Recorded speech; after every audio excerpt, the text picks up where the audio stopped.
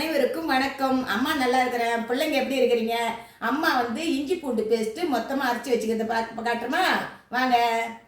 இந்த பாருங்க, இஞ்சி வந்து ஒரு 200 கிராம் இஞ்சி எடுத்துக்குங்க. ஒரு 200 கிராம் வந்து பூண்டு எடுத்துக்குங்க. மஞ்சாத்தூள் வந்து ஒரு அரை டீஸ்பூன் எடுத்துக்குங்க. உப்பு வந்து ஒரு 1/4 டீஸ்பூன் எடுத்துக்குங்க. அரை டீஸ்பூனு சோம்பு எடுத்துக்குங்க. பட்டை லவங்கம் எல்லாம் ஒரு ஏலக்காய் எல்லாம் எடுத்துக்கங்க.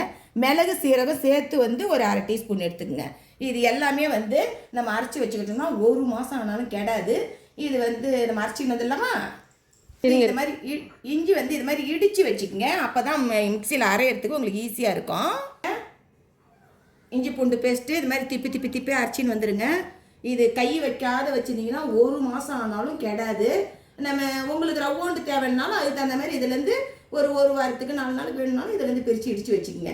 ஆனால் நம்ம டெய்லி எதனா செய்யணும்னா நம்ம கொஞ்சமாக இஞ்சி கொஞ்சம் பூண்டு இதை மாதிரி இடித்து வச்சோம்னா அது வந்து அதிகமாக செலவாகும். இந்த மாதிரி இடிச்சுக்கிட்டிங்கன்னா நம்ம கொஞ்சம் ஒரு 1/4 டீஸ்பூன் எடுத்து போட்டுக்கலாம்.